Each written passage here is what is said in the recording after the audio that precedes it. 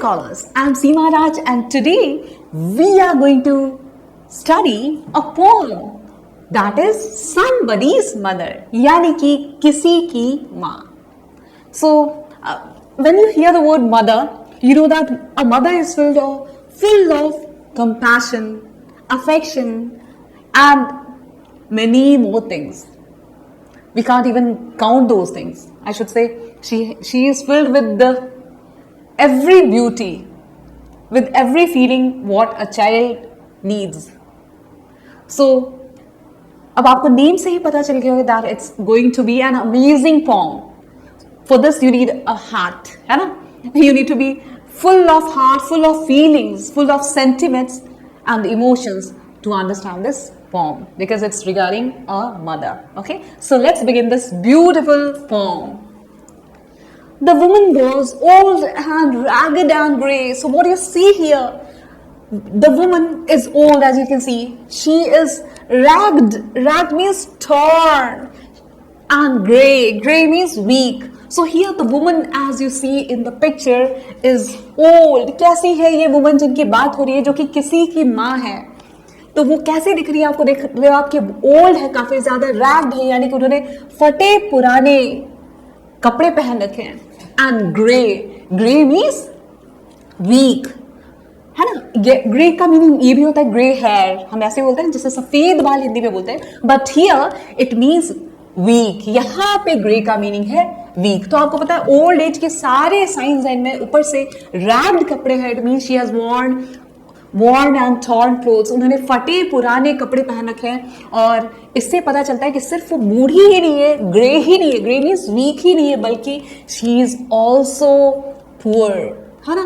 तो अब आप देखो, कोई इंसान अगर पुअर है, उसके साथ साथ ओल्ड एज में है, सो आपको पता है it's, I would say that it's like many problems together. ऐसा लगता है कि बुढ़ापे के साथ साथ अगर आप के पास गरीबी भी है, बुढ़ापा मीन्स आपको पता, old age means it's an age of hopelessness. आप जनरली लोग, हर किसी के लिए नहीं बोलूंगी मैं, most of the people become hopeless at this age because their body is almost getting ready to leave them and it becomes quite weak. काफी ज्यादा कमजोर हो जाती है बॉडी. ऐसी हालत में ये औरत है जिनके बारे में ये पोम लिखा है, जो कि किसी की मदर है. आगे पोएट क्या बोलते हैं? The woman was old and ragged and grey and bent with the chill of the winter's day. और इतनी कड़ाके की ठंड थी, इतनी ज्यादा ठंड से भरा हुआ दिन था. विंटर सीजन और विंटर की कड़ाके की ठंड. Chill means coldness. अब ये यहाँ पे ठीक है, चिल पिल ब्रो वो वाला नहीं है चिल. यहाँ पे चिल का मीनिंग है ठंडा, काफी ज्यादा कड़ाके की ठंड, एक्सट्रीम कोल्ड. तो बहुत ज्यादा ठंड होने की वजह से, ठंड का दिन, विंटर सीजन, और उसमें बहुत ज्यादा ठंड की वजह से ये क्या हो चुकी है, ये झुक गई है. क्योंकि आपको पता है ओल्ड एज में people become weak and due to this weakness they feel it more. उनको और ज्यादा, जो भी, अगर इफ इट्स हॉट वेदर तो उनको एक्सट्रीम हॉट फील होगा, अगर कोल्ड वेदर है तो उनको कोल्डनेस भी ज्यादा फील होगा, जो हमको और आपको नहीं लगेगा यंग लोग उतना, लेकिन ये सारी चीजें इनको ज्यादा परेशान करती है. Specially if you talk of winters तो वो ओल्ड एज के लिए बिल्कुल बना ही नहीं है. उनके लिए ये परेशानी का टाइम होता है, सबसे ज्यादा परेशानी देने वाला टाइम. तो इसलिए वो इतनी ज्यादा कमजोर है, बूढ़ी है, कि उसकी वजह से, ठंड की वजह से वो बेचारी झुक गई है. अब what is this, children? You see that I think for first time you might have seen a poem which has two lines, only two lines, isn't it? In a stanza. So what do we call it? आपको पता है, जब एक stanza में सिर्फ 2 lines ही हो तो that is known as couplet. उसे क्या बोलते हैं? couplet, right? अब यहाँ पे कौन सी पोएटिक डिवाइस यूज की है पोएट ने, वो मैं आपको ये पूरा कंप्लीट करने के बाद मैं आपको बताऊंगी. So let's go ahead. आगे क्या होता है, इनको कड़ाके की ठंड में इनकी हालत इतनी खराब है कि झुक गई है ठंड की वजह से, कमजोरी की वजह से. और क्योंकि कमजोर बॉडी हो जाता है तो उन लोगों को ठंड और ज्यादा फील होती है. अब क्या हो रहा है आगे? The street was wet. जो स्ट्रीट था, जिनके आजू बाजू में बिल्डिंग्स थी या शॉप्स थी, जिसे हम हिंदी में गली भी बोलते हैं. सो ऐसा रास्ता जिसके आजू बाजू में बिल्डिंग्स हो, शॉप्स हो दोनों साइड, तो उसे हम क्या बोलते हैं? स्ट्रीट. तो यहाँ पे स्ट्रीट पे आप देखो ये खड़ी है, और स्ट्रीट कैसा है, पूरा का पूरा वेट है, यानी कि इट्स गीला, वो पूरा गीला है विद रीसेंट स्नो, और ऐसा लगता है कि अभी अभी बर्फबारी हुई है और स्नोफॉल हुआ है, उसकी वजह से पूरा जो स्ट्रीट है, पूरी जो गली है, जो रास्ता है, पूरा का पूरा भीग चुका है। और अब आप सोचो, भीगे रास्ते पे, गीले रास्ते पे, वो भी ओल्ड एज में चलना, इट्स क्वाइट डिफिकल्ट, बहुत ज्यादा मुश्किल भरा टाइम, क्योंकि कभी भी पैर स्लिप हो सकता है। आपको पता है ओल्ड एज में बॉडी, खुद की बॉडी पे कंट्रोल नहीं होता, आप खुद को संभाल नहीं पाते हो, तो आप सोचो कि बाकी चीजों को कैसे संभालोगे। So how is this somebody's mother gonna manage in this type of situation? Let's see that. अब आगे क्या होता है, and the woman's feet were aged and slow.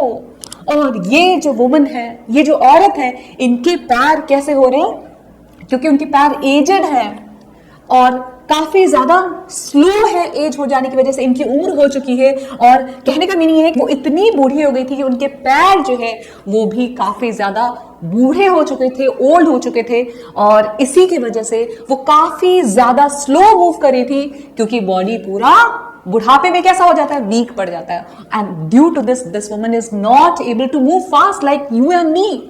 अब आप यहाँ पे ये मत सोचो कि सिर्फ इनके पैर बूढ़े हो गए और ये बाकी तो यंग है, नहीं, ऐसा नहीं है।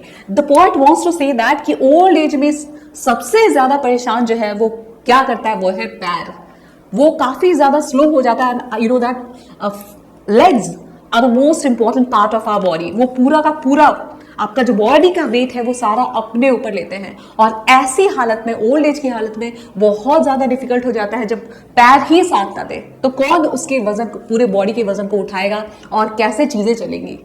सो इसलिए यहाँ पे the point has talked about only the feet, कि फीट जो है काफी ज्यादा बूढ़ा हो चुका है, उसकी उम्र ज्यादा हो चुकी है, उसी वजह से वो काफी स्लो हो चुका है, धीमा हो चुका है, और ये बेचारी मूव फास्ट नहीं कर पाएंगी, इस गली को क्रॉस नहीं कर पाएंगे, इस रास्ते को क्रॉस नहीं कर पाएंगे, उसके पार कैसे जाएंगी, ये कंसर्न है पॉइंट का। She stood at the crossing, और वो क्रॉसिंग पे खड़ी है। क्रॉसिंग मीन्स इंटरसेक्शन, मीन्स ऐसा रास्ता जो कि आप बोल सकते हो क्रॉसिंग मीन्स चौराहा भी होता है।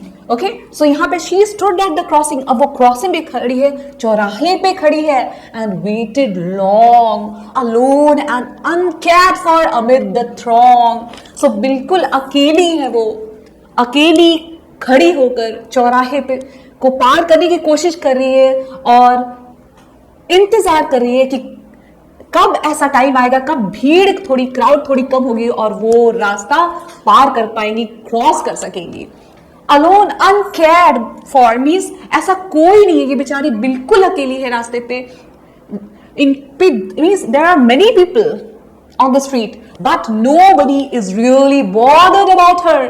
बहुत सारे लोग हैं, लोगों का भीड़ है पूरा, देयर इज अ मॉब, भीड़ है लोगों की, क्राउड है लोगों की, but nobody is there to take care of her, nobody cares about her, कोई उन पे ध्यान नहीं दे रहा। और इसलिए पॉइंट बोल रहे कि बिल्कुल अकेली है, इन पे ध्यान देने वाला कोई नहीं। Amid the throng, amid means, अब आप देखो अमिड की स्पेलिंग क्या है, मिड, मिड मीन्स मिडिल का मिड है यहाँ पे। सो ये बिल्कुल अकेली है, इन पे कोई ध्यान नहीं दे रहा। कहाँ पे, in the middle the throng, throng means crowd. तो देखो भीड़ में भी बेचारी, भीड़ के बीच में भी होते हुए भी वो बिल्कुल अकेली है, बेसहारा है, कोई इनको सहारा देने वाला नहीं, कोई इन पे ध्यान देने वाला नहीं, कोई इनको ऐसा बोलने वाला नहीं कि चलिए मैं आपको इस क्रॉसिंग को पार करवाने में हेल्प करता हूं, मैं आपको रास्ता पार करवाता हूं या करवाती हूं। तो इसलिए पॉइंट बोल रहे हैं कि भीड़ में भी ये बेचारी अकेली है, because nobody is even looking at her, nobody is even thinking of helping her. Of human beings, sorry, amid the throng of human beings who passed her by, तो वो लोगों की भीड़, इंसानों की भीड़ जो उसके पास से गुजर रहे थे। Nor heeded the glance of her anxious eyes. Heeded means paid attention to. और इस लोगों की भीड़ में भी कोई ऐसा इंसान नहीं है, इंसानों की भीड़ में भी कोई ऐसा इंसान नहीं है जो इनकी तरफ ध्यान दे रहा हो, जो इनकी तरफ देख भी रहा हो। ग्लांस मीन्स क्विक लुक, कोई इन पे एक नजर भी इनकी तरफ देखने की कोशिश भी नहीं कर रहा, और देखने की तो बात छोड़ ही दो आप। कोई भी इनकी एंशियस आईज यानी कि वरीड आईज, अफ्रेड आईज, बुढ़ापे की वजह से, अपने पैर के अनेबल होने की वजह से, मतलब इतना ज्यादा फास्ट नहीं मूव कर पा रही वो, ओल्ड एज की वजह से, वीकनेस की वजह से, ओल्ड एज की वजह से जो वीकनेस होती है उसकी वजह से वो बेचारी इतनी ज्यादा anxious, I mean she is really worried and even afraid, बहुत डरी हुई है कि she doesn't know how to cross the road. उनको पता ही नहीं कि रोड को कैसे क्रॉस करूं मैं इन मेरे ऐसे पैरों के साथ जो कि अब इतने धीमे हो चुकी हैं, और भीड़ इतनी ज्यादा है, मैं रोड को क्रॉस करूंगी, कहीं गिर तो नहीं जाऊंगी, कहीं स्लिप तो नहीं हो जाऊंगी, ये सोच के बहुत ज्यादा डरी हुई है, सहमी हुई है और चिंतित भी हो रही है। तो देखो, लोगों की भीड़ है, इंसानों की भीड़ है, लेकिन there is no humanity in any human being present here in the crowd. पूरे क्राउड में, इंसानों के क्राउड में किसी के अंदर भी क्या नहीं है, इंसानियत नहीं है, isn't it? So now let's एक काम करती हूँ मैं आपको, या फिर आगे का पढ़ा देती हूँ, फिर पोएटिक डिवाइसेस पढ़ाऊंगी, तो आपको थोड़ा इंटरेस्ट भी आएगा, नहीं तो आप maybe you'll forget the things what we read right now. Down the street, so down the street with laughter and shout. So down the street का मीनिंग क्या है? डाउन द स्ट्रीट मीन्स उसी street में, उसी रास्ते में, नीचे की ओर आप बोल सकते हैं, या फिर उसी रास्ते में, उसी गली में थोड़ा दूरी पे, with laughter and shout, glad in the freedom of school और town, came the boys like a flock of sheep hailing the snow piled white and deep। और स्ट्रीट के उधर, गली के उधर ही जोर से चिल्लाते हुए, हुर्रे, स्कूल की छुट्टी होगी लाइक दैट, हंसते हुए। Glad means happy, G for glad, H for happy. So आप ऐसे याद रखिए, G for glad, H for happy. So glad होते हुए, खुश होते हुए, खुशी के मारे चिल्लाते हुए, शोर मचाते हुए, हंसते हुए, खिलखिलाते हुए बच्चे निकलते हैं, है ना? कहां से? स्कूल से। In the freedom of school let out, यानी कि स्कूल जो है वो अब से छुट्टी मिल गई इनको, स्कूल का टाइम खत्म और घर जाने का टाइम शुरू, और इसलिए बच्चे खुशी के मारे, मतलब आप देख रहे हो कि इतने खुश हैं कि ऐसे भाग रहे स्कूल से जैसे कि जेल से कैदी भागते हैं। तो ऐसा लगता है कि ये सब आजाद हो गया अब स्कूल से, और उसी की खुशी में, स्कूल से बाहर निकलने की खुशी में, वो आजादी की खुशी में वो हंस रहे हैं, खिलखिला रहे हैं, चिल्ला रहे हैं, मस्ती कर रहे हैं, हो हल्ला मचा रहे हैं।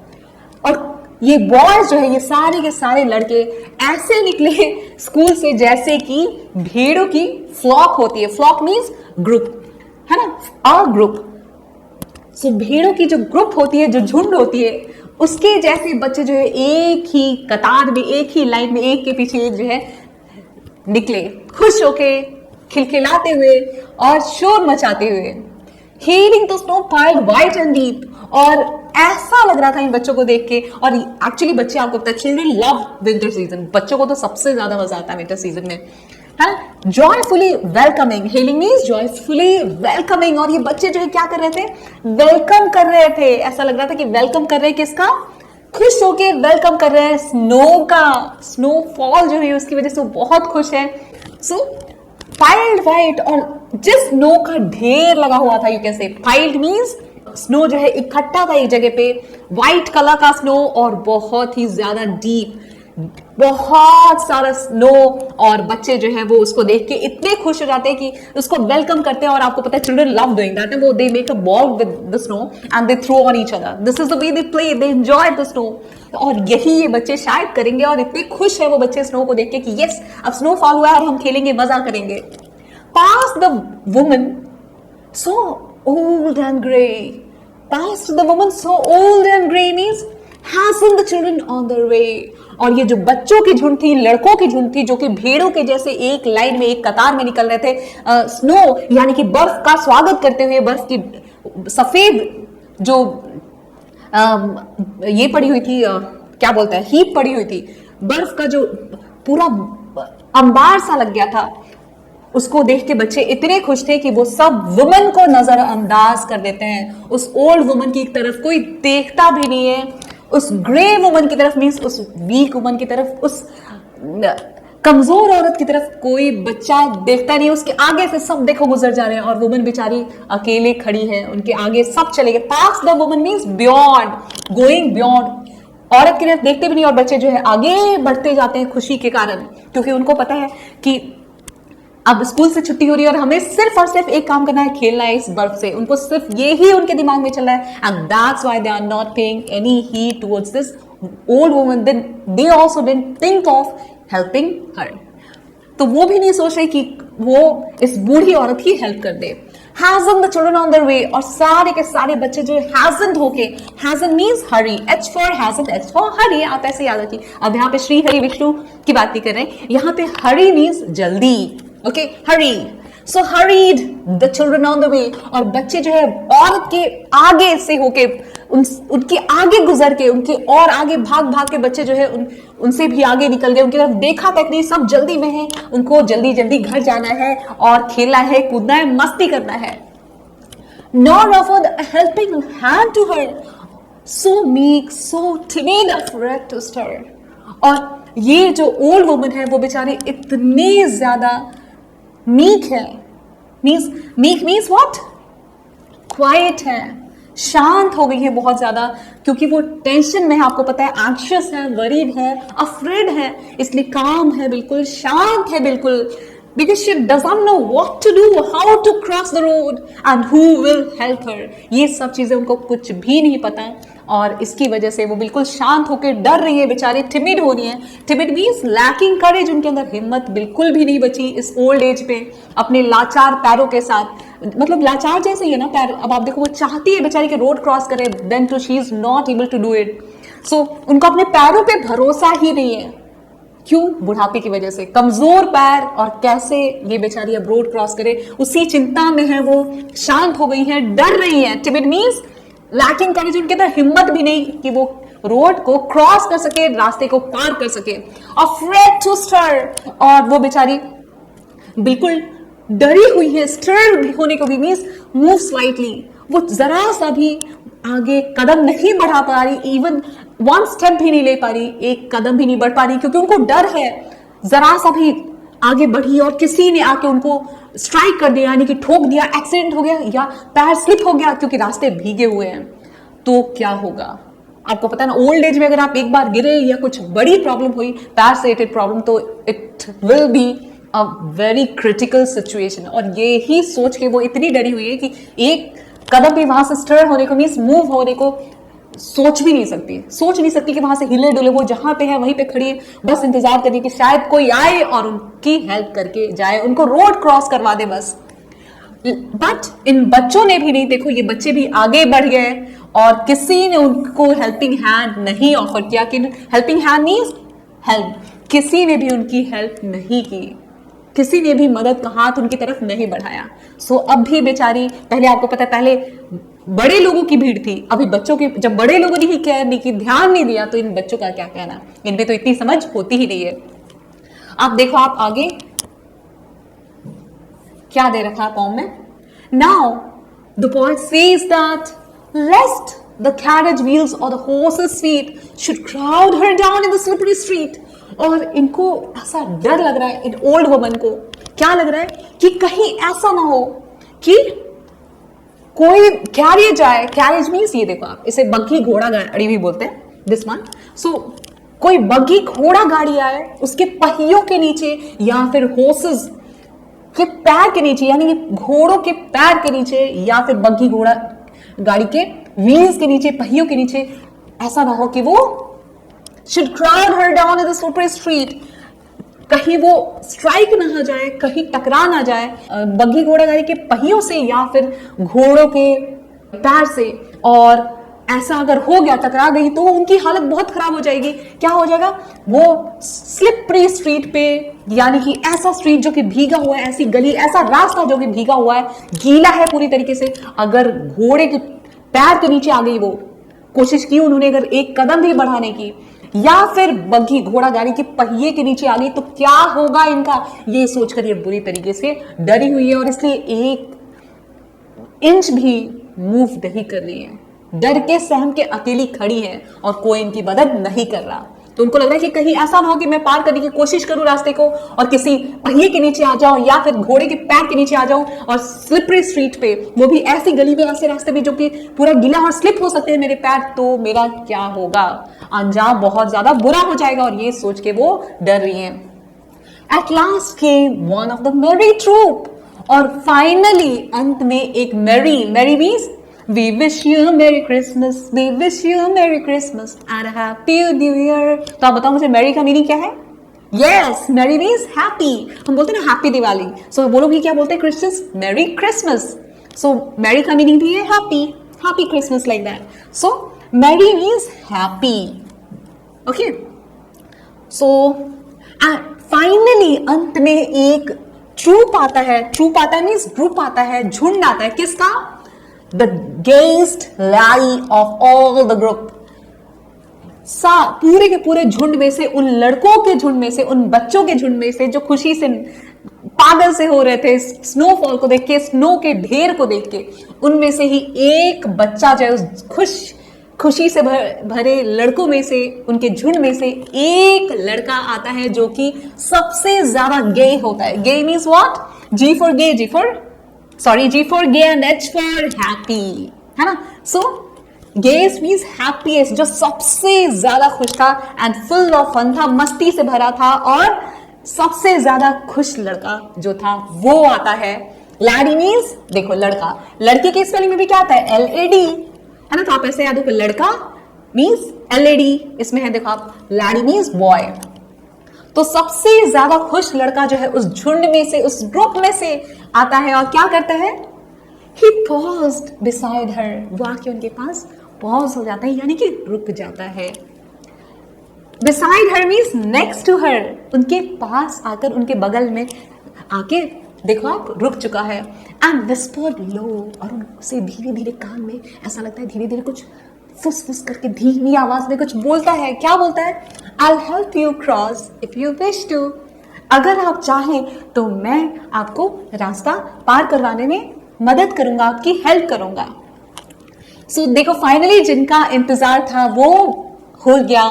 She wanted to cross the crossing the street and she has got a helping hand. उनको एक हेल्पिंग हैंड मिल जाता है। वो भी कैसे बचेगा? जो सबसे खुश वाला बंदा था, सबसे खुश बच्चा।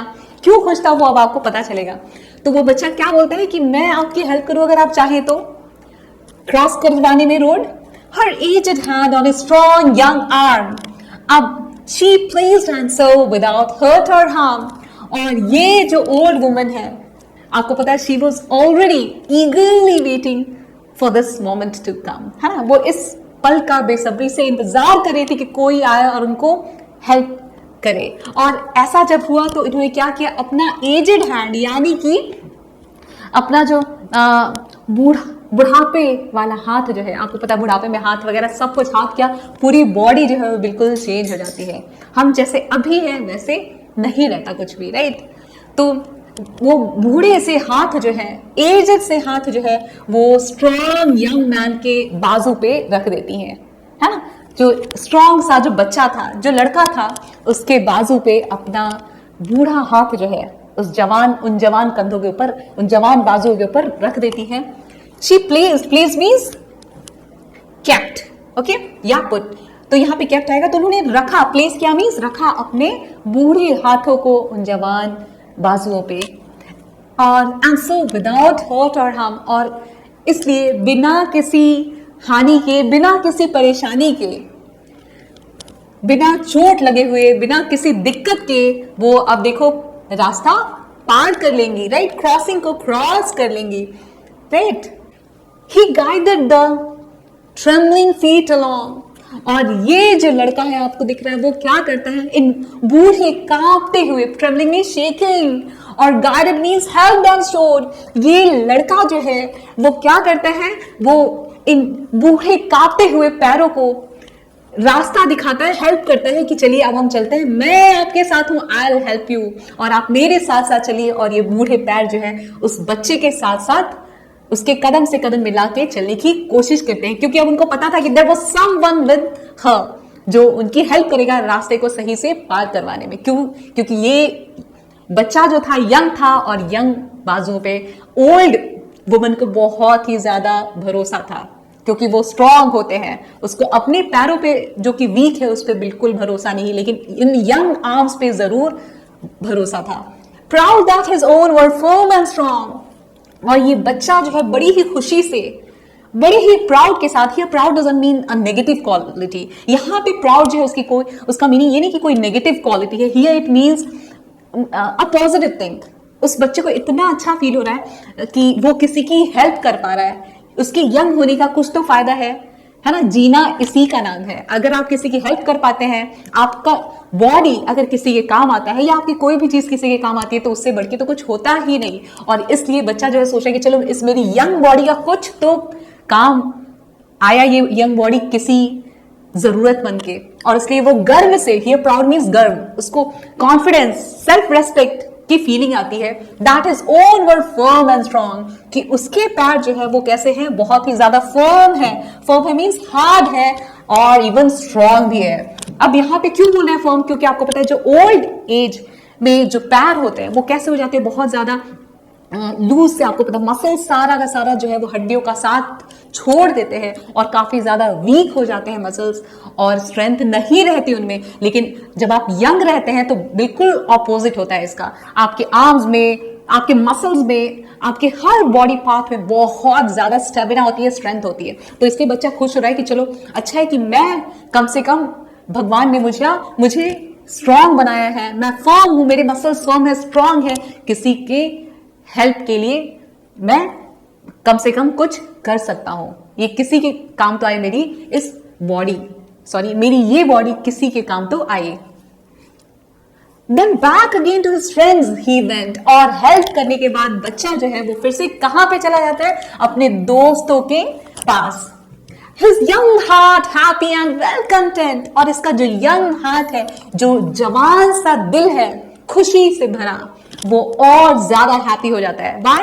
Because you know that he was contented now. अब वो लड़का contented था, मीन्स उसके दिल में खुशी इसलिए थी क्योंकि अब वो satisfied था। So content means satisfied। अब लड़का संतुष्ट था कि थैंक गॉड भगवान ने उसको ये बॉडी दी जिसकी वजह से he could help someone, वो किसी की हेल्प कर सका, किसी के काम आ सका। और इसी की वजह से बच्चा जो है वो उसका दिल और बाग बाग हो गया। His heart was garden सो उसके हार्ट में आप देखो वो हैप्पीनेस से भर गया क्योंकि अब वो सेटिस्फाइड था, संतुष्ट था कि किसी के काम आया वो। तो अब भी actually if you help someone who is really in need of it, किसी को अगर आपकी रियली में जरूरत है और अगर आप उसकी हेल्प कर देते हैं तो आपको जो खुशी मिलेगी ना, इट्स जस्ट अनफॉरगेटेबल। आप कभी उसको भूल ही नहीं सकते, वो जिंदगी भर के लिए एक आपके लिए बहुत अच्छी मेमोरी बन के रह जाता है। So here the boy is feeling the same things, he has the same emotion. Now what happens next? She is somebody's mother, boys, you know, for all she is aged and poor and slow. अब वो क्या बोल रहा है बच्चा, वापस अपने friends के साथ मिलके, अपने उस ग्रुप के साथ जाके जिसमें वो था उन खुश लड़कों में से सबसे ज्यादा खुश वाला लड़का, इनकी हेल्प करके, ओल्ड वुमन की हेल्प करके वो वापस अपने ग्रुप को ज्वाइन कर लेता है। और क्या जाके बोलता है कि देखो यारों या दोस्तों, लड़कों देखो, ये जो है वो किसी की माँ है, तुम्हें तो ये बात पता ही है ना। हर औरत किसी की माँ, किसी की बहन, कुछ ना कुछ तो होती है ना। तो यहाँ पे ये बोल रहा है कि ये भी किसी की माँ है। फॉर ऑल, हाँ वो गरीब है, बूढ़ी है, she is poor aged and slow, वो एजेड है, गरीब है और बुढ़ापे की वजह से काफी ज्यादा बॉडी वीक हो गई है और उसकी वजह से उनका मूवमेंट भी अब काफी ज्यादा स्लो हो चुका है। तो he means to say that we all will have to be in this condition, in this situation here in future। इसके कहने का मीनिंग है कि हम सभी अभी तो यंग हैं, लेकिन हमारा भी ये वाला टाइम आएगा जब हम बूढ़े हो जाएंगे या हमारी माँ बूढ़ी हो जाएंगी, वो भी कमजोर हो जाएंगी और उनका बॉडी भी स्लो हो जाएगा, धीमा हो जाएगा। तो अब वो लड़कों को जाके समझा रहा है, and I hope some fellow will lend a hand to help my mother, you understand. तो मैं ये आशा करूंगा और मैं ये आशा करूंगा, ये होप रखूंगा कि कोई फेलो मींस कोई लड़का ऐसे ही आएगा और somebody will lend a hand means provide help to my mother, you understand। तो जब मेरी माँ इस स्टेज में आ जाएंगी, ओल्ड एज में आ जाएंगी, बुढ़ापे में पैर रखेंगे अपना या बूढ़ी हो जाएंगी, तब जब क्योंकि मैंने इनकी हेल्प की तो मुझे आशा है कि कोई और, जब मेरी माँ ओल्ड हो जाएंगी, एजेड हो जाएंगी, कमजोर हो जाएंगी, तो ऐसे ही मैं मैंने किसी की हेल्प की तो कोई मेरी माँ की भी हेल्प करने के लिए आ जाएगा, कोई लड़का। और समझे तुम लोग, इसलिए मैंने हेल्प की। तो ये देखो बच्चा अपने साथ अपने फ्रेंड्स को भी सिखा रहा है, मतलब देखो खुद तो सीखा ही इसने अच्छी चीज, अच्छा काम भी किया और अपने फ्रेंड्स को भी जाके बता रहा है कि कहने का मीनिंग है even you should do it, आपको भी ये चीज करनी चाहिए। तो मैंने आज किसी की हेल्प की और कल कोई मेरे माँ की हेल्प करेगा, है ना। तो you should also think the same कि आप अगर किसी का भला करोगे तो आपका भी कोई ना कोई भला जरूर करेगा, या आपके फैमिली मेंबर्स का जरूर भला करेगा। So whether you know someone or not, it doesn't matter, but you must help the needy. Okay, so ये बच्चा कह रहा है। What happens next in this beautiful and emotional poem, I would say. So if ever she is poor and old and gray, when her own dear boy is far away. अब देखो बच्चा आगे क्या बता रहा है अपने दोस्तों से कि देखो कभी ऐसा हो कि मेरी माँ भी ऐसी बेचारी हो जाए। poor also means बेचारा, है ना। ओल्ड एज में आप बेचारे जैसे हो जाते हैं, बच्चे भी बेचारे बेचारे ही होते हैं। बेचारे means there is no one to help them, है ना। Even their body is trying to go away from them, है ना। बुढ़ापे में ऐसे होते हैं उनकी बॉडी जो है वो भी कोशिश करती रहती है कि वो उनसे दूर जाए, बॉडी भी साथ छोड़ती है और सब साथ छोड़ देते हैं बूढ़े लोगों का। तो ये बच्चा क्या बोला है कि कभी ऐसा हो जब मेरी माँ पुअर हो जाए, वो बेचारी भी बूढ़ी हो जाए। यहाँ पे पुअर मीन्स बेचारी, ओके, इस बुरे कंडीशन में आ जाए। कहने का मीनिंग है बुढ़ापे वाले कंडीशन में, जो कि बहुत बुरा होता है, बहुत परेशान करने वाला होता है। ऐसी कंडीशन में मेरी माँ आ जाए, ओल्ड हो जाए, ग्रे हो जाए, मीन्स वीक हो जाए बुढ़ापे की वजह से। जब उनका खुद का बेटा उनके पास ना हो, उनका प्यारा बेटा, तो उनका बेटा पास ना हो, बहुत दूर हो उनसे, पढ़ाई के लिए दूर गया हो या फिर किसी और कारण से जॉब के लिए या किसी और चीज के लिए, क्योंकि आपको पता है you are not going to be with your parents all the time, है ना। सो अब वो बच्चा क्या बोला कि देखो जब मैं अपनी माँ के पास ना हो और माँ की स्थिति ऐसी हो, तो शायद कोई मेरी माँ की भी ऐसे ही हेल्प करेगा जैसे मैंने किसी की। और इसी बात को सोच के मैंने भी इन ओल्ड वुमन की हेल्प की। सो क्या बता रहे हैं लड़का कि कर भला तो हो भला, है ना। And somebody's mother bowed low her head, और किसी की माँ, अब किसी की माँ means here the poet is talking about the old woman who was helped by this young laddie, है ना। तो उसकी बात हो रही है, उनकी बात हो रही है, वो बूढ़ी औरत की बात हो रही है, उन कमजोर औरत की बात हो रही है जिनकी हेल्प इस लड़के ने की थी, इस बच्चे ने की थी। अब ये क्या कर रही है घर पे आने के बाद, किसी की माँ, किसी की माँ क्यों बोला है पोएट ने यहाँ पे, क्योंकि पोएट को भी नहीं पता है कि ये किसकी माँ है, लेकिन बच्चे ने क्या बोला था कि ये भी किसी की माँ है। जिस बच्चे ने हेल्प की इनकी, उन्होंने बोला, उस बच्चे ने बोला कि ये भी किसी की माँ है, इसलिए पोएट क्या बोला है, एंड समबडीज मदर, किसी की जो माँ थी वो भी बाव करती है। बाव मींस झुकती है भगवान के सामने, अपना सिर झुकाती है। बाव लो हर हेड, अपना सिर झुका के क्या बोलती है भगवान से, इन हर होम, घर जाने के बाद उस रात को, That night and the prayer she said, और प्रार्थना करती है भगवान के सामने सिर झुका के, उनके रेस्पेक्ट में।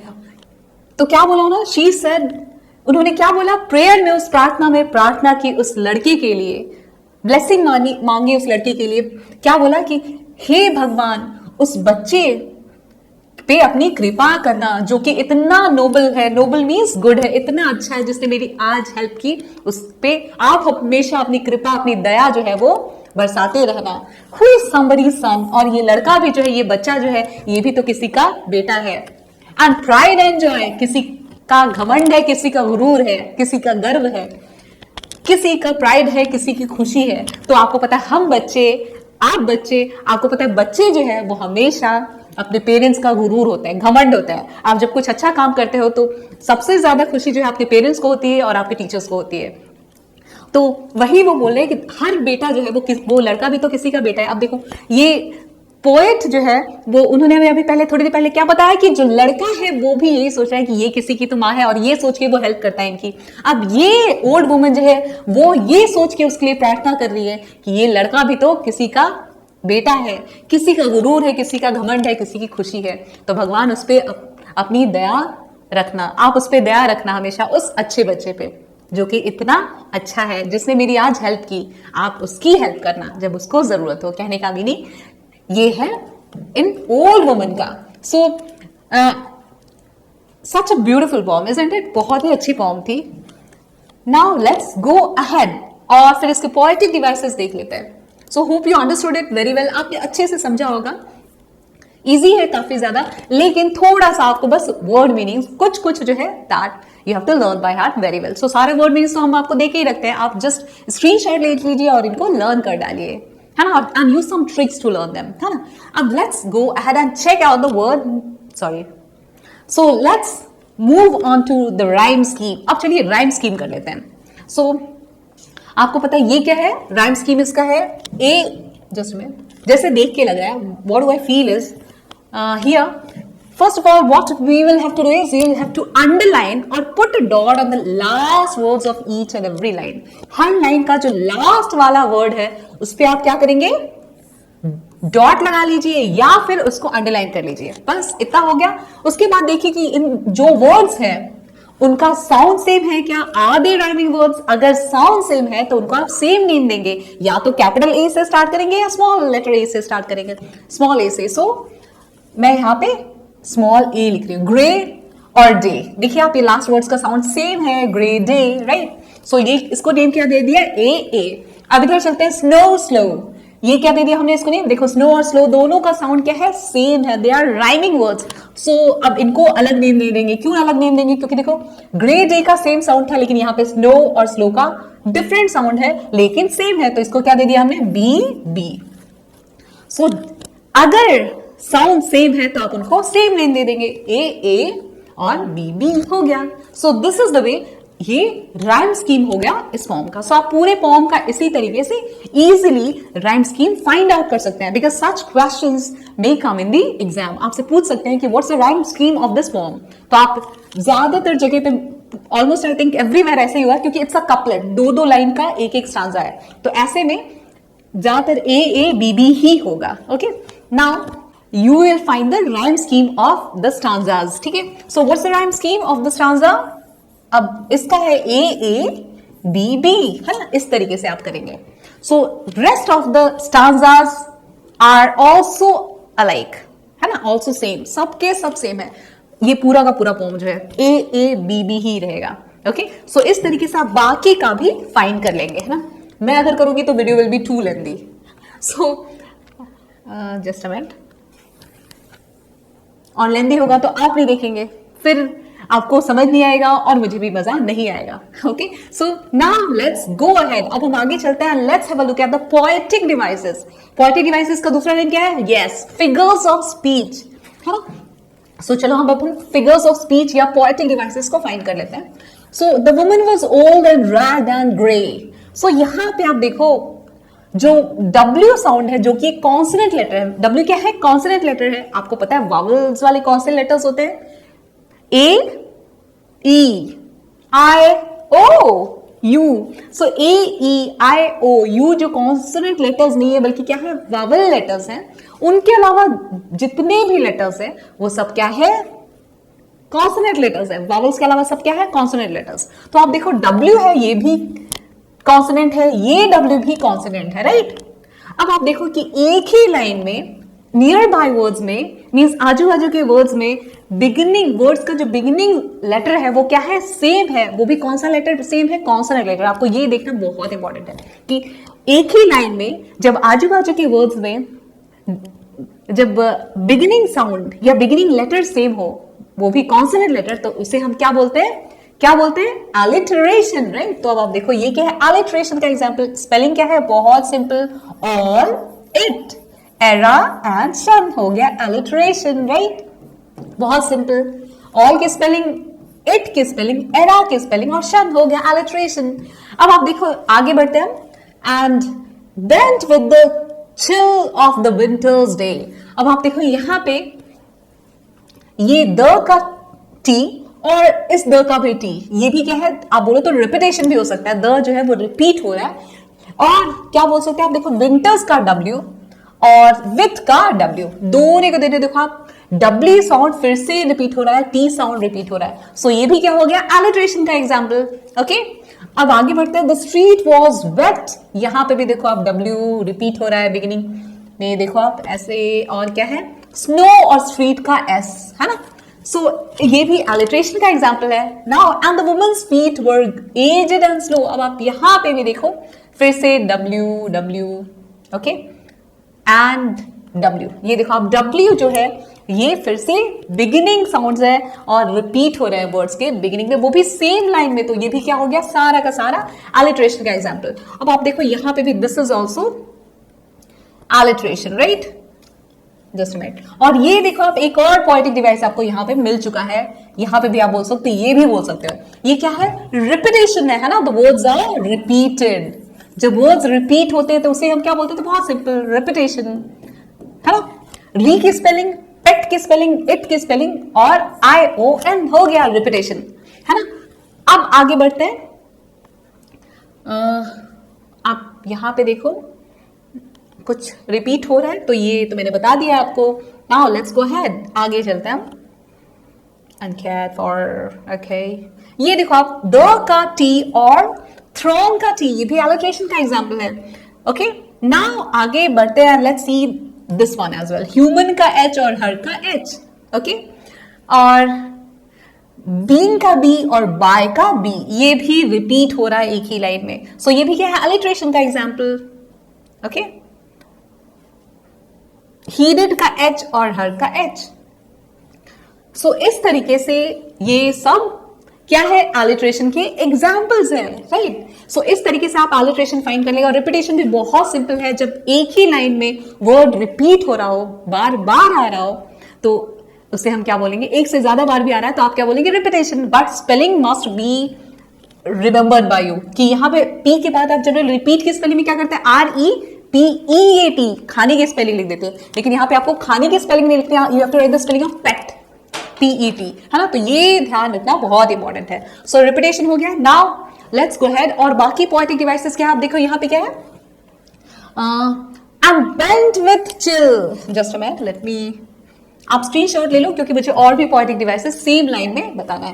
या फिर एक काम करते हैं, मैं I change the colour, that would be better, ये कलर ही चेंज कर देती हूँ मैं, सॉरी।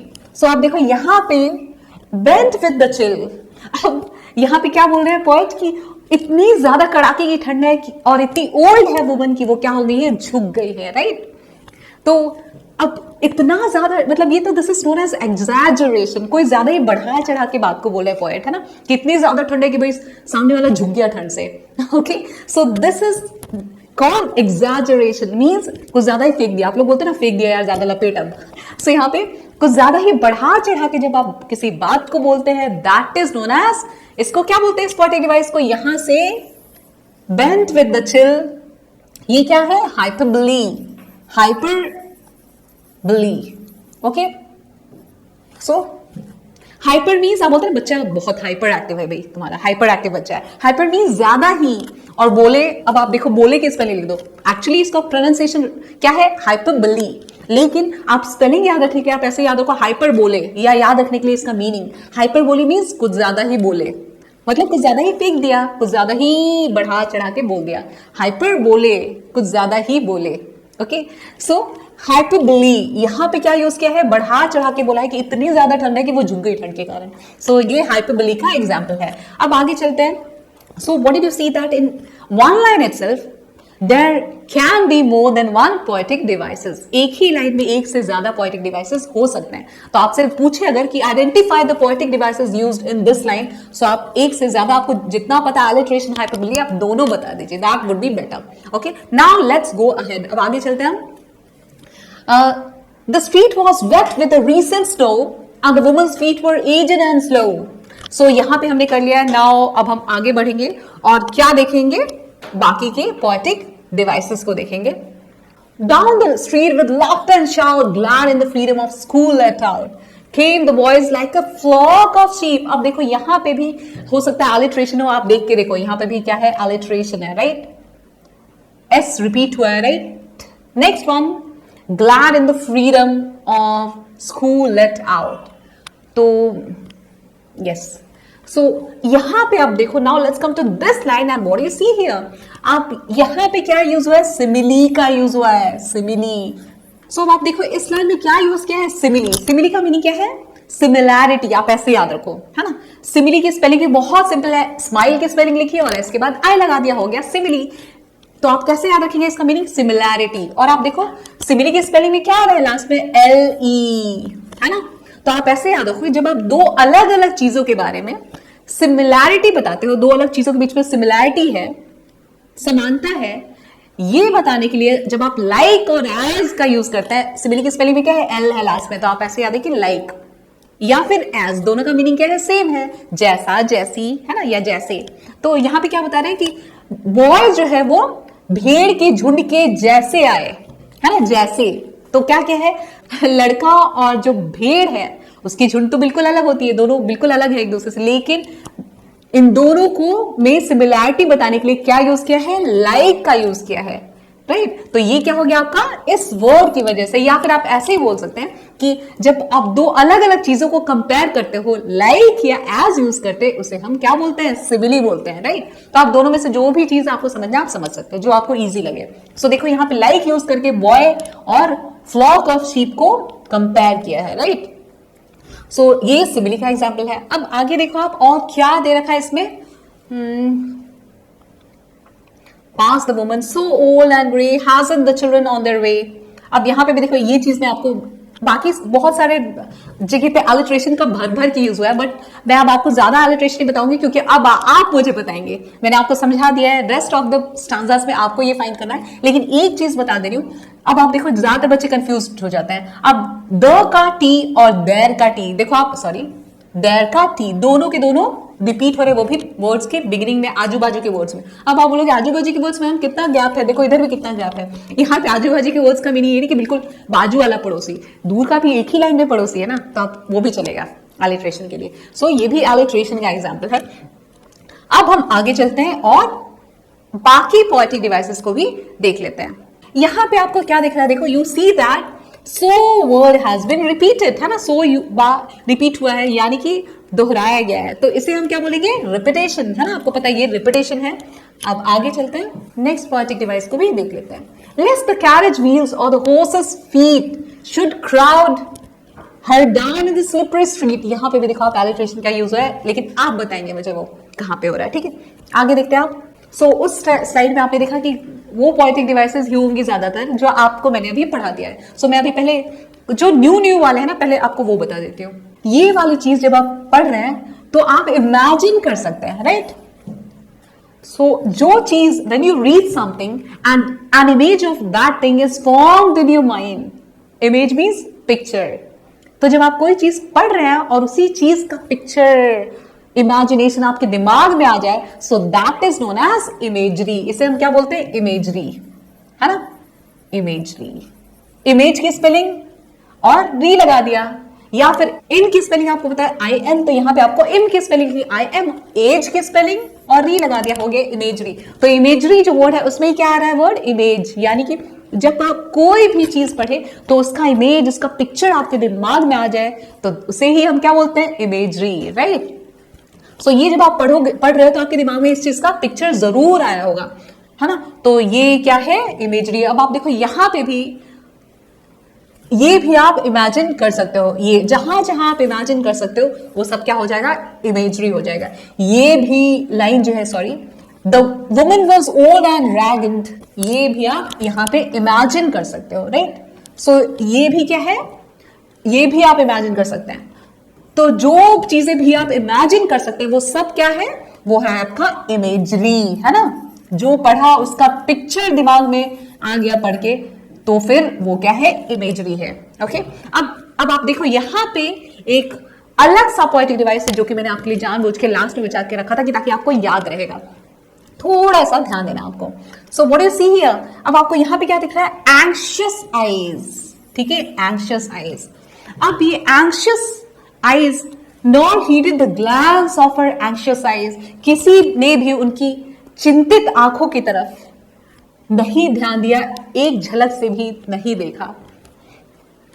तो यहां पे आप देखो, यहां पे सिर्फ आईज ही वरीड नहीं है, आईज ही डरी हुई नहीं है, बल्कि वो पूरी एंटायर वुमन इज वरीड, पूरी जो ओल्ड वुमन है वो वरीड है, वो चिंतित है, वो डरी हुई है। So when a part represents whole or when whole represents part, this poetic device is known as synecdoche, है ना।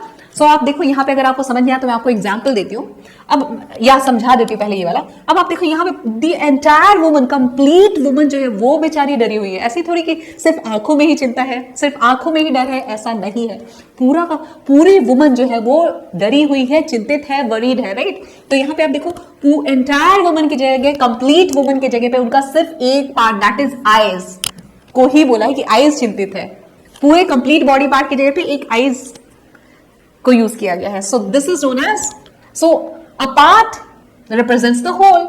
एक पार्ट जो है पूरे वुमन को रिप्रेजेंट कर रहा है, उनके लिए यूज किया गया है। सो पूरे वुमन की जगह पे उनके एक बॉडी पार्ट का यूज किया गया है। सो विच पॉइंटी device it is synecdoche. Okay, synecdoche. So ये आपको याद रखना है, एस वाई, फिर नेक की स्पेलिंग में क्या आता है, NEC, तो आप NEC लिखेंगे। उसके बाद डू की स्पेलिंग DO, और उसके बाद CHE, सो हो गया सिनेक्डकी। ये नया है तो आपको याद रखना है।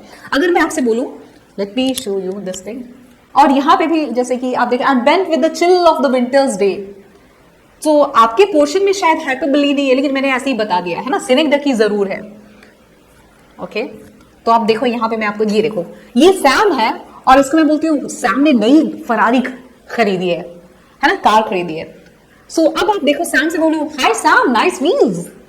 Sam, nice wheels. अब यहाँ पे व्हील्स का मीनिंग क्या, आप देखो मैंने पूरे कार के, अब ऐसा तो नहीं वो सिर्फ व्हील्स यानी पहिए खरीद के लेके आए, वो पूरा का पूरा होल कार, कंप्लीट कार लेके आए, लेकिन उसकी जगह पे मैंने क्या वर्ड यूज किया, व्हील्स, है ना। When a part represents the whole और when a part stands for whole, किसी कंप्लीट चीज की जगह पे उसका एक ही पार्ट जब आप बोल रहे हो या यूज कर रहे हो आपके सेंटेंसेस में या पॉम्स में या लाइंस में, तो दैट इज नोन एज, वही मैंने आपको क्या बोला था, सिनेक्डकी। तो पूरे कार की जगह पे मैंने क्या बोला, नाइस व्हील्स सैम। तो यहाँ पे व्हील्स का मीनिंग क्या है, नाइस कार्स, है ना, कार, नाइस कार सैम। तो व्हील्स यहाँ पे किसके लिए रिप्रेजेंट हो रहा है मेरे सेंटेंस में, कार के लिए। कार के लिए मैंने व्हील्स वर्ड का यूज किया है। कार कंप्लीट है, उसके जगह पे मैंने उसका सिर्फ एक पार्ट यूज किया, है ना, व्हील्स, नाइस व्हील्स सैम। तो आप भी ऐसे बोल सकते हैं और बहुत इंटरेस्टिंग लगता है ना। अगर मैं बोलूं कि क्लास में गई मैं और मैं बोलती हूँ, how many heads are present today. So heads मतलब क्या, सिर्फ आपका हेड ही आता है क्लास में, नहीं, या आप सिर्फ हेड थोड़ी हो, आपका पूरा एंटायर बॉडी है, कंप्लीट बॉडी है ना। सो लेकिन मैंने कंप्लीट बॉडी की जगह पे क्या वर्ड यूज किया, heads. How many heads are present today, है ना। So how many students are present today की बजाय मैंने क्या बोला, how many heads are present today. So heads किसके लिए यूज हुआ, एंटायर स्टूडेंट के लिए, है ना, पूरे स्टूडेंट के लिए। उसके पूरे, ऐसा थोड़ी कि सिर्फ हेड ही आ जाता है और बाकी बॉडी पार्ट गार्डन में खेल रहे होते हैं। सो जब आप किसी कंप्लीट चीज के लिए, तो उसका सिर्फ एक पार्ट यूज करो बोलने के लिए या सेंटेंस में यूज करो, so that is known as, बोलने के लिए किसी सेंटेंस में यूज करो। ये पोम में ये ज्यादा यूज होता है, या आपकी राइटिंग को इंप्रेसिव बनाना है, या आप जो बोल रहे हैं उसको इंप्रेसिव बनाना है, तो आप क्या यूज करते हैं, सिनेक्डकी का यूज करते हैं। So I hope you understood it very well. Now let's come to the grammatical part, okay, grammar part. Fill in the blanks by choosing the correct answer from the options given in the brackets. अब आप देखो options आपको bracket में दे रखा है और आपको उन्हीं में से सेलेक्ट करना है। The central theme of the poem is, यानी कि इस पोम का सेंट्रल आइडिया क्या था, टॉपिक क्या था, मतलब किस चीज पे लिखा गया है, तो आपको पता है, it's about kindness and empathy. Empathy का मीनिंग क्या होता है, देखो empathy begins with the letter E, means emotions. Emotions की स्पेलिंग में भी क्या होता है, EM, मींस फीलिंग्स। जब आप किसी और की परेशानी को फील कर सको, समझ सको, so that is known as empathy.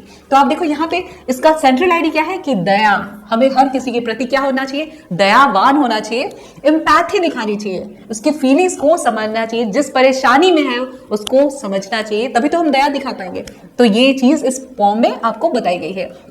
अब इसका टोन क्या है, मतलब पूरे पोम में टोन क्या है, यानी कि पूरी पोम में देखो आप, ये फीलिंग भी है, किसकी फीलिंग है, वही सेम चीज को यहाँ पे अलग वर्ड्स में बोल दिया है, सिंपैथेटिक, है ना, किसी के प्रति दया दिखाना, आशावादी होना, होपफुल होना, सिंपैथेटिक एंड होपफुल। आप देखो, आप ओल्ड वुमन ने आशा रखी थी, even the boy was hopeful, उसने हेल्प की कि ताकि मेरी माँ की भी कोई हेल्प करेगा, इसी आशा में हेल्प की। वुमन जो है उनको भी आशा थी, तभी तो वो इंतजार कर रही थी खड़े होके और आगे बढ़ दे रही थी। So sympathetic and hopeful tone है इसका। Now the poem is written in couplets, मैंने आपको बताया था couplets means 2 lines in each stanza. हर एक स्टांजा में कितने लाइंस होते हैं, 2। The structure of the poem gives a rhythmic flow that reflects both the story's pace and message. जो couplets हैं वो इस फॉर्म में क्या दे रहे हैं, पेस दे रहे हैं उसको, काफी पेस मीन स्पीड, ओके, और इसका मैसेज भी क्लियर करने में हेल्पफुल हो रहा है। अब पॉम का राइम स्कीम क्या है मैंने आपको बता दिया था, देखो। Now let's go ahead, pick examples from the poem, just a minute. Pick examples from the poem for the following poetic devices. अब इन poetic devices के लिए आप क्या करेंगे, एग्जाम्पल्स ढूंढेंगे poem से। सो मैंने आपको सिमिली तो समझाया था, तो देखिए यहाँ पे वो लाइक वाला, लाइक यूज करके बॉयज को और भेड़ों की झुंड को कंपेयर किया गया है या उनमें सिमिलैरिटी बताई गई है। सो लाइक और एज करके जब आप दो चीजों को कंपेयर करते हो या फिर उनमें समानता बताते हो तो उसे हम क्या बोलते हैं, सिमिली। नाउ अलिटरेशन, तो ये वाला एग्जाम्पल देखो आप, the old woman was old and ragged and grey, तो ये किसका है, अलिटरेशन। मैंने आपको अच्छे से समझा दिया है, ये भी आपको बताया था, रिपीटेशन भी हो चुका है हमारा। तो आगे बढ़े, complete the following sentences appropriately explaining the imagery. अब इमेजरी कहां पे यूज हुई है, देखा, the poem uses imagery to describe scenes of the bustling street. पूरे जो बस्टलिंग मींस बिजी सा, क्राउडेड जो स्ट्रीट था, जो गली थी, उसको डिस्क्राइब करने के लिए, उसको डिटेल में बताने के लिए पोएट ने क्या यूज किया है, इमेजरी का। Amid the throng of human beings who passed her by. So sorry, मैं ये आपको बताना भूल गई थी कि ये भी क्या है, इमेजरी का एग्जाम्पल है। मैंने आपको क्या बोला था, जब आप पढ़ेंगे किसी चीज को और उसको पढ़ के इमेजिन कर सकते हैं, उसका पिक्चर दिमाग में आ जाए, तो that is only known as imagery. तो ये भी इमेजरी है, उस फॉर्म में आप ढूंढ लीजिएगा। मेरा मकसद ये होता है कि जल्दी से आपको समझा के आप खुद भी थोड़ा प्रैक्टिस करें, कि ताकि आपको वो लंबे टाइम तक याद रहे। नहीं तो मैं कितना भी अगर आपको सिखाऊं, आप खुद भी उसको फाइंड ना करें तो आपको नहीं पता चलेगा, वो आपको याद भी नहीं रहेगा इनफैक्ट। तो इसलिए मैं हर लाइन में आपको जनरली नहीं बताती हूं, लेकिन ओवरऑल जो है मैंने आपको ये इमेजरी बता दिया था। तो ये इमेजरी यहां पे है कि इंसानों की भीड़ में जो है लोग जो है गुजरते जा रहे थे, है ना, के बीच में से सब गुजरते जा रहे थे। तो ये भी क्या है, ये इमेजरी का एग्जाम्पल है। द लाइन, अब आप सोचो, ऐसे दिमाग लगाओ, अगर आपको कहीं पे रिपीटेशन नहीं देखे, है ना, लाइन रिपीट, वर्ड रिपीट नहीं हो रहा है, सिमिली नहीं मिल रहा है, फिर आपको एलिट्रेशन भी नहीं मिल रहा है, तो अब आप सोचो और क्या होगा। अब आप सोचो इमेजरी, आपने जो जो पढ़ा है आप सारा दिमाग लगा लो कि भाई इमेजिन कर सकते हैं क्या, इसको इमेजिन कर लोगे तो इमेजरी भी हो जाएगी। तो इस तरीके से आप दिमाग लगाओ थोड़ा। द लाइन, सिनेटकी तो होगा नहीं यहाँ पे। The line, the street was wet with the recent snow suggest a cold and slippery weather, emphasizing the woman's helplessness।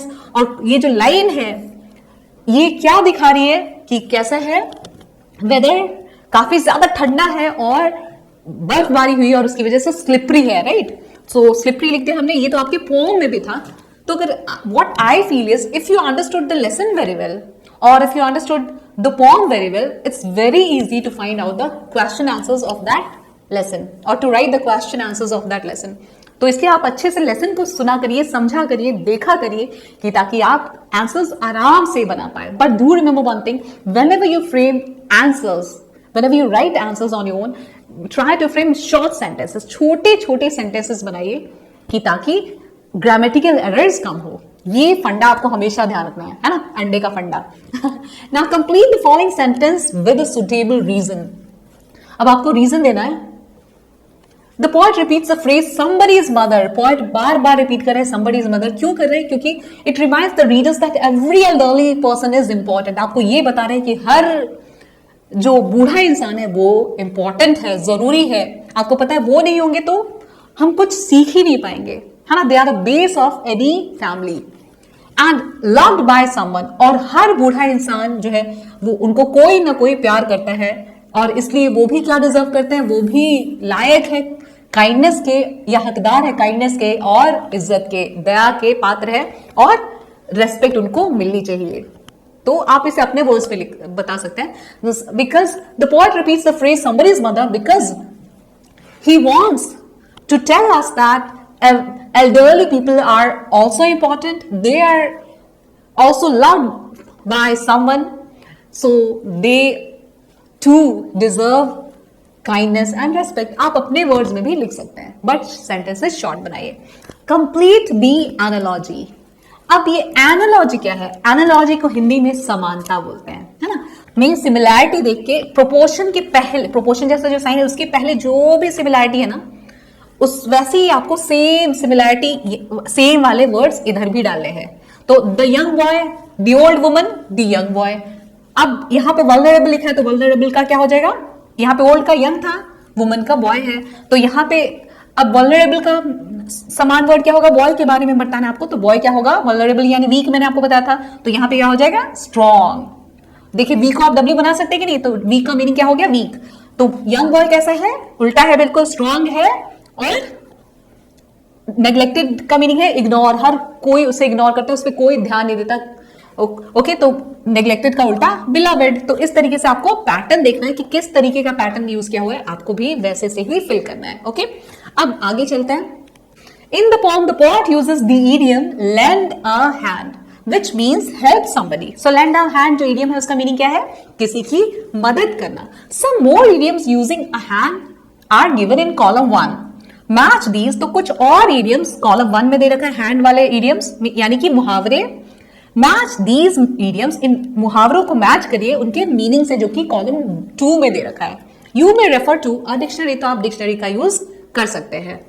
Okay, या सो यहां पे आप के लिए ये हमने करके रखा है। सो ये है आपका get out of hand, right, और कॉलम 2 में क्या है, उसका मीनिंग दे रखा है, right. So get out of hand को हमें मैच करना है उसकी मीनिंग से जो कि कॉलम 2 में दे रखा है। यहां पे इडियम लिखना है आपको और यहाँ पे आपके सारे मीनिंग से तो मैच करना है। अब तो गेट आउट ऑफ हैंड का मीनिंग है हाथ से बाहर निकल जाना, यानी कोई चीज आपके कंट्रोल में ना रहना, है ना। जब कोई चीज आपके हाथ से बाहर निकल गई मतलब उस पर आपका काबू है ही नहीं, है ना वो। तो अब आप देखिए इसका मीनिंग क्या आ जाएगा, मैं आपको यहाँ पे डायरेक्टली दिखा देती हूँ कि आपका टाइम भी वेस्ट ना हो। सो गेट आउट ऑफ हैंड का मीनिंग क्या है, बिकम डिफिकल्ट टू कंट्रोल, है ना, किसी चीज को कंट्रोल करना मुश्किल हो। Next one is try your hand eight something, किसी चीज पे मतलब ट्राई योर हैंड, ट्राई का मीनिंग तो आपको पता है और आपको पता है हैंड से ही आप ट्राई करते हैं ज्यादातर चीजें। So try your hand eight something means do something new. Try करते मतलब कुछ नया करने की कोशिश करते हैं ना अपने हाथों के जरिए, तो आप ऐसे याद रखिए अपने हाथों के जरिए आप कुछ नया करने की कोशिश करते हैं हमेशा। So try your hand eight something means try करना मतलब कुछ नया करने की कोशिश करना। Give somebody a free hand, किसी को फ्री हैंड देने का मीनिंग क्या है, ये लेके भाई मेरा हाथ निकाल और फ्री में दे दिया तुझे, इसका मीनिंग ये नहीं है। Give somebody a free hand means allow somebody to do something with full freedom. अब आप देखिए कैसे याद रखेंगे, आपको ये मीनिंग वाला कॉलम तो दे रखा होगा, है ना, तो आप कैसे याद रखिए, देखिए फ्री, फ्री मीन्स फ्रीडम, आजाद होना। तो give somebody a free hand मतलब कि किसी को भी आजादी दे देना कि तुम्हें allow somebody to do something with full freedom, भाई तू आजाद है, जो तुझे करना है वो कर, है ना। सो फ्री हैंड दे देना मतलब किसी को आजाद कर देना, किसी को अलाउ कर देना, किसी को परमिशन दे देना कि भाई जो करना है तू कर, जा जी ले अपनी जिंदगी। नाउ सो फ्री वर्ड से आप फ्रीडम याद रखेंगे, फ्रीडम वाला meaning. Give somebody a big hand, अब आपके टीचर बोलते हैं give a big hand for this child. So big hand देना मतलब कि क्या, आप ऐसे याद रखिए दोनों हाथों को मिलाया तो क्या हो गया, बड़ा हो गया हाथ, है ना, बड़ा तो नहीं हुआ एक्चुअली, मोटा हो गया। सो बिग हैंड मीन्स मोटा भाई, आपने सुना है मोटा भाई मीन्स बड़ा भाई, हाँ। सो आप ऐसे याद रखिए बिग हैंड मीन्स क्या, आप दो हाथों को मिलाएंगे इस तरीके से, ताली बजाने के लिए मिलाना पड़ता है ना, तो बिग हैंड मीन्स क्या, क्लैप करना, अपलॉड करना किसी को। Okay, next one is work hand in hand. Work hand in hand means अब हाथ में हाथ मिला के काम करना, हाथ में हाथ मिला के काम करना मतलब क्या हुआ, एक साथ मिलके काम करना ना। Work hand in hand means एक साथ काम करना, work together. Have your hands full, have your hands full मतलब अब मेरे इस हाथ में भी कुछ है, इस हाथ में भी कुछ है, भरा हुआ है दोनों हाथ, मतलब मैं क्या हूं, बिजी हूं, है ना। सो इस तरीके से आप कनेक्ट करके चीजों को समझेंगे तो काफी ज्यादा इजी हो जाएगा। ओके, अब ये हो गया हमारा। Now let's move on to the next question. Next question क्या है, match the words from the text given in column column 1 with the underline phrases in column 2। अब आपको क्या करना है, यहाँ पे जस्ट अ मिनट, आपको कॉलम 1 में कुछ वर्ड्स दे रखा है और अंडरलाइन फ्रेजेस है कॉलम 2 में। अब आपको मैच करना है इन वर्ड्स को कि किसके साथ ये जाएगा। अब देखो मैंने आपको मीनिंग सभी वर्ड्स का बताया हुआ है, राइट, तो ये आपके लिए काफी ज्यादा इजी हो जाएगा, है ना। मैं आपको डायरेक्टली आंसर दिखा देती हूँ क्योंकि I have already given you the word meanings, right. So stir, अब देखो स्टर को इसके साथ आप मैच करेंगे। स्टर मीन्स क्या होता है? मूव स्लाइटली, है ना। इसमें देखिए स्लाइटली का एस आ रहा है, तो आप ऐसे याद रखिए, move slightly. So the mother heard the baby move slightly in the cradle at night. तो आपने देखिए स्टर को किससे मैच किया? स्टर को मैच किया आपने इस वाले सेंटेंस से। तो इस तरीके से आपको करना है। Now next one is lend. Lend का मीनिंग क्या है? It is our duty to give support to the poor. अब आप देखिए लेंड का मीनिंग क्या है? देना। अब आप ऐसे याद रखिए, ले, लेंड में बिगिनिंग में क्या आ रहा है? L E. ओके, तो जब आप लेंड बोलते हैं, लेंड का मीनिंग है, आप ऐसे याद रखिए, ले। तो आप ले मीन्स आप कुछ देते हो किसी को, तभी तो आप बोलते हो ले। सो लेंड का मीनिंग क्या है? आप ऐसे याद रखिए, lend means give, right. So give वाला सेंटेंस जो होगा उसको उससे मैच कर देंगे। अगर आपको इनका मीनिंग पता है तो अंडरलाइन वर्ड्स ही इसका मीनिंग है, तो आपको सिर्फ मीनिंग ध्यान रखना है। हैजंट एच से स्टार्ट हो रहा है, मैंने आपको बताया था, तो इसका मीनिंग भी क्या है? हरीड, जल्दी करना, है ना, जल्दी किया। सो अब आप देखो यहाँ पे क्या है? क्विकली दिखा आपको, जल्दी वाला क्विकली। सो वो क्विकली, तो ये क्या हो गया? इस सेंटेंस से आपने मैच कर दिया। Now next one is piled. Piled का मीनिंग क्या है? ढेर, है ना। All the boxes were kept in a heap. मैंने आपको हीप वर्ड बताया था जब मैं जब मैं पोम एक्सप्लेन कर रही थी। सो पाइल्ड का मीनिंग क्या है? हीप, कोई भी चीज का ढेर लगाना। सो केप्ट इन अ हीप, ये वाला सेंटेंस के साथ आप मैच कर देंगे। तो आपको सिर्फ अंडरलाइन वर्ड्स का मीनिंग ध्यान रखना है, बस। आप वो देख लेंगे ना कि भाई पाइल्ड का मीनिंग यहाँ पे दे रखा है इस लाइन में, इस सेंटेंस में, तो आप उसी से मैच कर देंगे, बस। आपको मीनिंग देखना है, बाकी सब आप भूल जाओ। और अगर आपको नहीं याद रहता वर्ड मीनिंग्स, तो आप पूरा सेंटेंस रीड करो और सिचुएशन के हिसाब से मीनिंग निकालने की कोशिश करो। ऑफर्ड मीन्स केम फॉरवर्ड, है ना। किसी को आप ऑफर करते हो मतलब आगे से आगे होके कुछ करते हो ना, आगे आते हो, इनिशिएटिव लेते हो, तो दैट इज, देखो ऑफर मीन्स केम फॉरवर्ड वाला सेंटेंस। हीडेड, हीडेड का मीनिंग क्या है? आपको पता है, अटेंशन देना, ध्यान देना। सो आप देखो पेड अटेंशन, ठीक है। सो इस तरीके से ये हो चुका है हमारा। Now let's go ahead. अब ये क्या है आपको देख के समझ आ गया, डोंट बी वरीड, है ना। आप बिल्कुल टेंशन मत लो। और ये बहुत सिंपल है, जो हमने थोड़ी देर पहले एनालॉजी की थी ना, वही चीज है, सेम सिमिलैरिटी बताने वाली चीज, पैटर्न वाली चीज। पैटर्न के बेसिस से आपको वर्ड्स डालने हैं सेम पैटर्न में। Complete the following analogy by filling the blanks with the correct words from the poem. अब आप देखो यहाँ पे ये क्या है? ये भी एनालॉजी पे बेस्ड क्वेश्चन है। ओके, सो ये काफी ज्यादा सिंपल है। अब आपको क्या करना है? जो गिवन है, जो ऑलरेडी दे रखा है, तो आप उनके बीच में सिमिलैरिटी देखो, कि एनालॉजी का मीनिंग है समानता, सेम चीज। तो देखो आप जो इस प्रोपोर्शन के साइन के पहले या बाद जो भी दिया हुआ है ना, उसको आप पहले देख लो। दोनों साइड देखो, कॉलन, ये इसको कॉलन बोलते हैं, कॉलन के लेफ्ट और राइट साइड दोनों में दे रखा है। देखो आप लेफ्ट राइट, तो देखो इन दोनों को जो गिवन है, पहले क्वेश्चन में देखा है, दिया हुआ है, लेफ्ट और राइट दोनों साइड जिसके दिए हुए हैं, पहले आप उसको देख लो, तो आपको डैश को फिल करना इजी हो जाएगा। हीट कब होता है? समर में, राइट। तो यहाँ पे भी विंटर में क्या रहेगा? ठंड रहेगा। देखो आप रिलेट कर, हीट समर में होता है, तो यहाँ पे विंटर में क्या होगा? ठंड होगी ना, तो चिल, राइट। फिर अब आप देखो ये लेफ्ट, ये राइट, ये लेफ्ट, ये राइट, तो ये देखो ये वाला गिवन है। ओल्ड लोग जो होते हैं वो कैसे होते हैं? एजेड होते हैं। तो देखो ओल्ड और aged both means the same. तो यहाँ पे भी आप देखो हर्ट दे रखा है, तो हर्ट का सेम मीनिंग आपको लिखना है। पैटर्न जो है, जो पैटर्न गिवन है, उसी के बेसिस पे आपको आंसर फिल करना है। सो ओल्ड, एजेड, तो यहाँ पे क्या हो जाएगा? हर्ट, हार्म, दोनों का सेम मीनिंग। हार्म करना यानी चोट पहुंचाना, नुकसान पहुंचाना। विस्पर्ड, शाउटेड, है ना। फुसफुसाना, left side, right side, LR, है ना। आप चाहे तो पेंसिल से लिख लीजिए, वो अच्छा रहेगा। सो विस्पर्ड का उल्टा क्या है? फुसफुसाने का उल्टा चिल्लाना, ओके। और हम्बल का उल्टा क्या हो जाएगा? प्राउड। हम्बल मीन्स बहुत ज्यादा विनम्र होना, पोलाइट होना, लेकिन यहाँ पे उसका उल्टा लिखना हमें। जैसे यहाँ पे पैटर्न जो है, वही पैटर्न हमें यहाँ पे भी फॉलो करना है। नाउ नेक्स्ट, आईज क्या करती है? देखो आप, आईज के बाद हमें ये लेफ्ट है, राइट, लेफ्ट, राइट, तो आप देखो लेग्स क्या करती है? जो गिवन है उसको देख लेते हैं, उस पैटर्न को। लेग्स क्या करती है? वॉक करती है। लेग्स वॉक करने के काम आती है, तो आईज किस काम आएगी आप बताओ? देखने के लिए, तो सी लिख दिया यहाँ पे। Having a lot of money, wealthy, तो जिसके पास बहुत पैसा है उसे हम क्या बोलेंगे? वेल्थी। लेफ्ट, राइट, अब देखो आप लेफ्ट और राइट आपको ये पता करना है। तो जिसके पास ज्यादा पैसा है उसे हम क्या बोलते हैं? वेल्थी बोलते हैं। तो डेंसली पैक्ड पीपल, जहां पे ज्यादा लोग इकट्ठा हो, तो उसको क्या बोलेंगे? थ्रॉन्ग, या फिर आप क्राउड भी लिख सकते हैं। तो इस तरीके से आपको जो भी गिवन है ना, जहां पे दे रखा है already answer, left side, right side, तो आप दोनों को में देखिए कि क्या समानता है या क्या पैटर्न है, उसी बेसिस पे आप ब्लैंक्स को फिल करेंगे तो काफी इजी हो जाएगा आपके लिए। अब नेक्स्ट क्वेश्चन नहीं है, यहां पे आपको लेस्ट का यूज बता रखा है।